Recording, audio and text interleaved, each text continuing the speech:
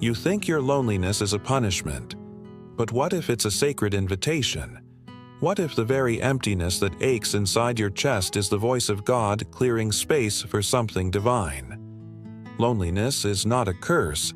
It is a divine recalibration, a moment when God isolates you not to abandon you, but to extract from your life every counterfeit connection that muffles His voice. When God chooses to separate you, it's because He is sanctifying you for something others cannot handle. You are not being ignored, you are being hidden. Just as He hid Moses in the desert before confronting Pharaoh, just as He drew Elijah into the wilderness before the fire fell, God uses isolation as His secret training ground.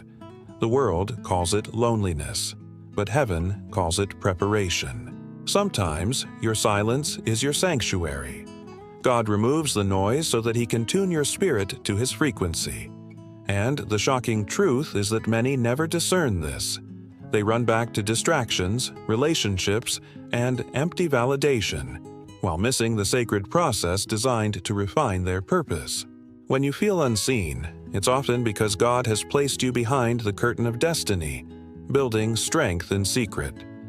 This is why Jesus often withdrew to lonely places, Luke 5:16. Not because He needed escape, but because isolation sharpens revelation. Loneliness, when understood spiritually, becomes a weapon against conformity. It breaks the need for human applause and forces your identity to anchor in the eternal. The reason your spirit feels restless in solitude is because your old self is dying. The part of you that needed constant affirmation is being crucified so that resurrection power can live in you. God cannot elevate you publicly until He has emptied you privately. This is the hidden principle of divine promotion, the secret pruning of the soul before the visible fruit appears, John 15:2. You ask, why has everyone left me? But the truth is, not everyone left. You were set apart. There is a difference between being abandoned and being appointed. People who once comforted you may suddenly become silent, and it feels like betrayal. But in Heaven's plan, it's often protection. God knows that where He's taking you, not everyone can follow. Some were seasonal teachers, not lifetime partners. And until you release your grip on the temporary, you cannot hold the eternal. Loneliness becomes the furnace that burns away dependence on the wrong things. False friendships, shallow faith, worldly attachments. You'll notice, in your solitude, your prayers deepen. Your tears become prophetic. You start to crave the Word, not as obligation but as oxygen. That's how you know God is near, when the silence becomes holy. Loneliness is often God's method of detoxing your soul from idols you didn't even know you built. When He removes your distractions, He reveals your addictions. The loneliness exposes what you've been leaning on instead of Him. And though it feels like loss, it's actually liberation. Think about Joseph. Betrayed by brothers, forgotten in prison, unseen for years, yet every lonely season was positioning him for Genesis 50:20, where what was meant for evil became the platform for salvation. You, too, might be in your prison season, forgotten, delayed, misunderstood. But heaven sees every tear, and God is aligning your isolation with destiny. What you call loneliness, God calls incubation. The seed of greatness germinates underground, unseen, unnoticed, yet destined to break through the soil in time. If God exposed your purpose before you were purified, it would crush you. That's why He allows the quiet, so that your roots go deep before your fruit goes wide. And the deeper the root, the greater the stability when storms come. Loneliness, then, is God's hidden mercy, because He's not just building blessings for you, He's building strength within you. The enemy knows this, and that's why he attacks you most when you're isolated. He whispers lies like, you're forgotten, you're unworthy, God has left you. But these are strategic distractions. Satan fears what happens when you finally meet God in solitude, because that's when you stop needing the world's validation. That's when your authority matures. Look at Jesus in the wilderness. 40 days of isolation before public ministry. Satan attacked him there, not in the crowd. Why? Because the enemy always tries to corrupt you before God reveals you. So if you're lonely, it's not a sign of weakness. It's a mark of divine focus. God trusts you with silence because He knows you can handle sacred secrets. He hides His treasures in hidden places. Isaiah 45:3.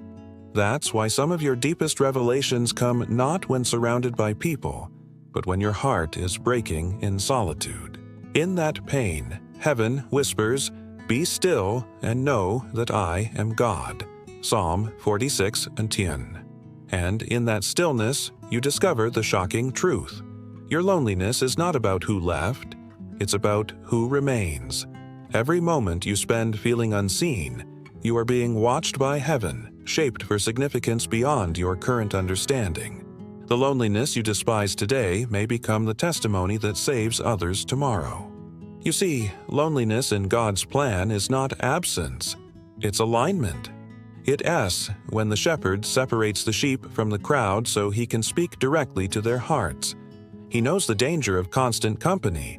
It can drown out conviction. So He permits seasons where you have no one else to lean on so that you finally lean on Him completely. When the Lord isolates you, it's because He's customizing your calling. The path you walk cannot be copied, and that's why He keeps others from understanding it.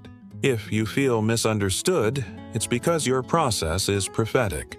Those around you can comprehend what God is doing because He didn't give them the blueprint. He gave it to you. Like Noah building an ark under a clear sky, your obedience in loneliness may look foolish now, but it will save lives later. Sometimes God must blind others to your assignment so that only He can guide you. That's what He did with Paul in Acts 9. When the light came, Paul was struck blind, led into solitude, and there, his vision was reborn. Your loneliness is not blindness, it's transition. You are being stripped of sight so you can receive revelation. And this is where faith matures, from seeing to trusting. You must learn to live by faith, not by sight, 2 Corinthians 5:7. And the furnace of loneliness forces that lesson. It's in the quiet that faith breathes. When no one texts you, when the phone doesn't ring, when the nights stretch long and heavy, God leans closer. His whispers grow sharper in proportion to your silence. You start noticing that the pain isn't killing you, it's carving you. It's chiseling away pride, dependency, and fear. You're being sculpted into something heaven can use. Loneliness becomes the potter's wheel, spinning, pressing, shaping, until you're no longer defined by who loves you or who left you, but by who called you. That's why you cannot curse your solitude. It's sacred soil. The more isolated you feel, the more intimately you're being invited into divine counsel. God cannot share His hidden strategies with people still addicted to noise. If He revealed His secrets in crowded rooms, they would be trampled by opinions. That's why the secret place exists. Matthew 6:6. In that hidden space, God downloads instructions that no crowd could handle. Your loneliness, therefore, is a promotion in disguise. It's the place where prophets are born, where intercessors are trained, where destiny takes form before the world ever sees it. Every chosen vessel in Scripture faced it. David alone with sheep learning worship before he faced Goliath.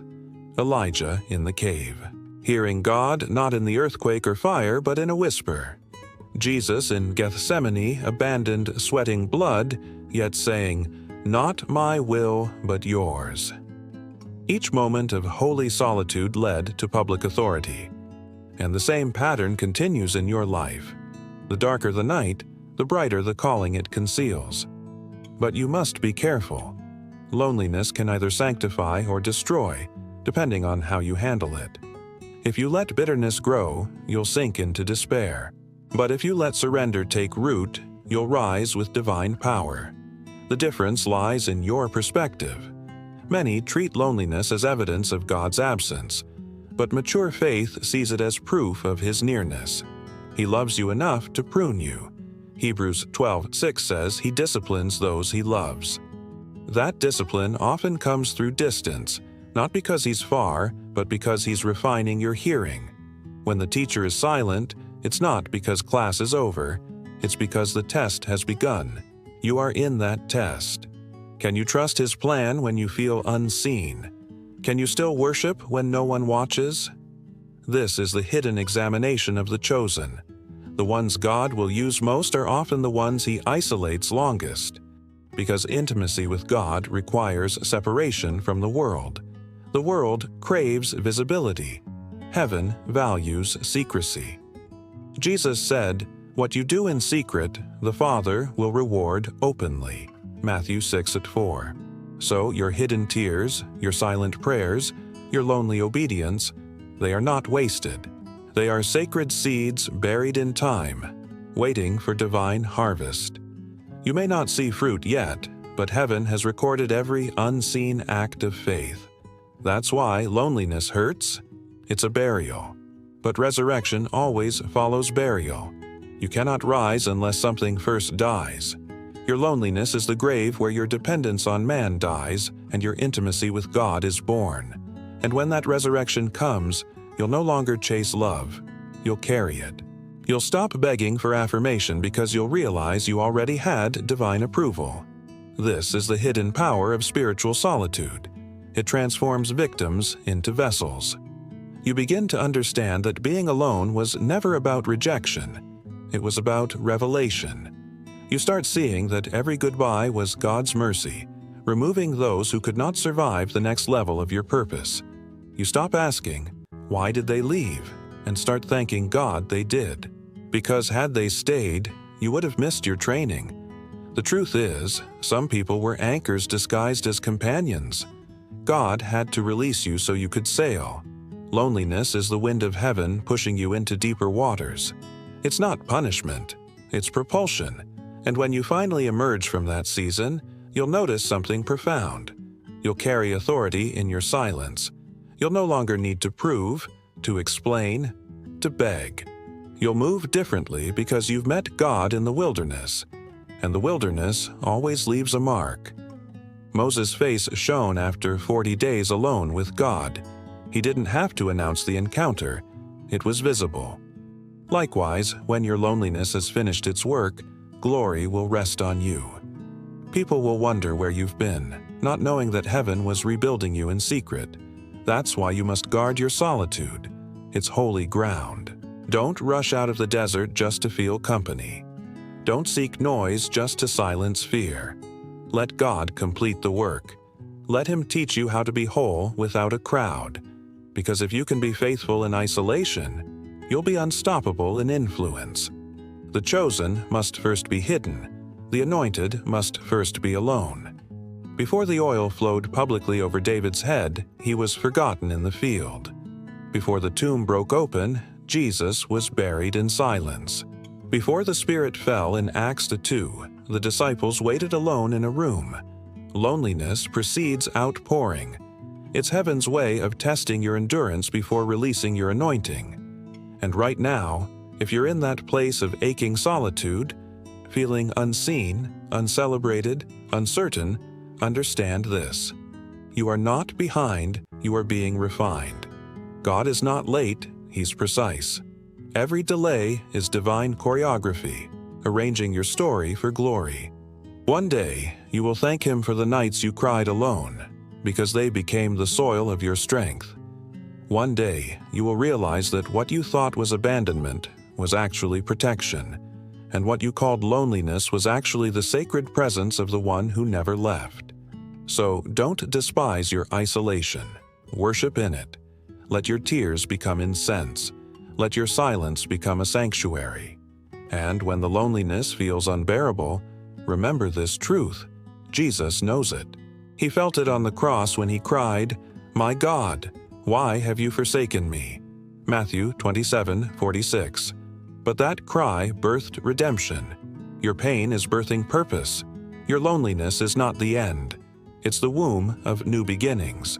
So stand firm. The night may be silent, but heaven is speaking. The loneliness you carry is holy ground.